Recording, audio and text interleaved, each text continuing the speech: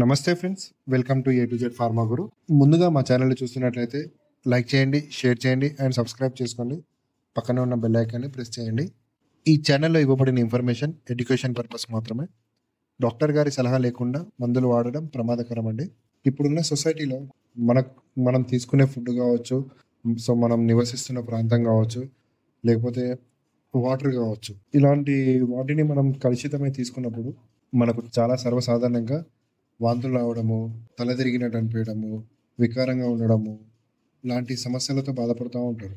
So ఇలాంటి problems ఉన్న వారికి ఎలాంటి మందులు వాడాలి, సో ఎలాంటి జాగ్రత్తలు తీసుకోవాలి, సో ఆ మందులు తీసుకోవడం వల్ల సైడ్ ఎఫెక్ట్స్ ఏముంటాయి అన్న విషయం గురించి క్లియర్గా ఈ వీడియోలో తెలుసుకుందాం. సో ఈరోజు టాపిక్ వచ్చేసి స్టెమ్టిల్ ఎండి గురించి క్లియర్గా ఈ వీడియోలో తెలుసుకుందాం.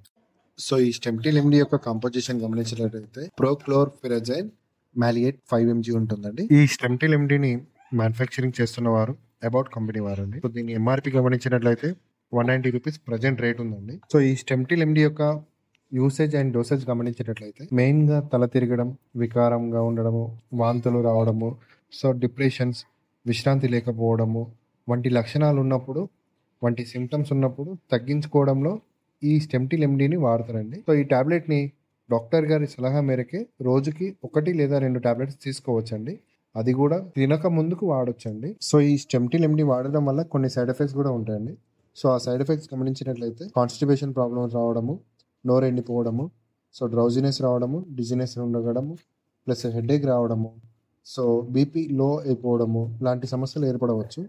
సో అలాంటి సమస్యలు ఏర్పడినట్లయితే మీరు ఆ టాబ్లెట్ని వాడడం స్టాప్ చేయడం మంచిదండి. దగ్గరలో ఉన్న డాక్టర్ని సంప్రదించడం మంచిది. So thank you friends. మీకు ఈ టాపిక్ నచ్చినట్లయితే లైక్ చేయండి, షేర్ చేయండి అండ్ సబ్స్క్రైబ్ చేసుకోండి. పక్కన ఉన్న బెల్ ఐకాన్ని ప్రెస్ చేయండి. మా నుండి వచ్చే వీడియోస్ ఏదైతే ఉంటుందో మీకు నోటిఫికేషన్ రూపంలో వస్తుందండి. Thank you.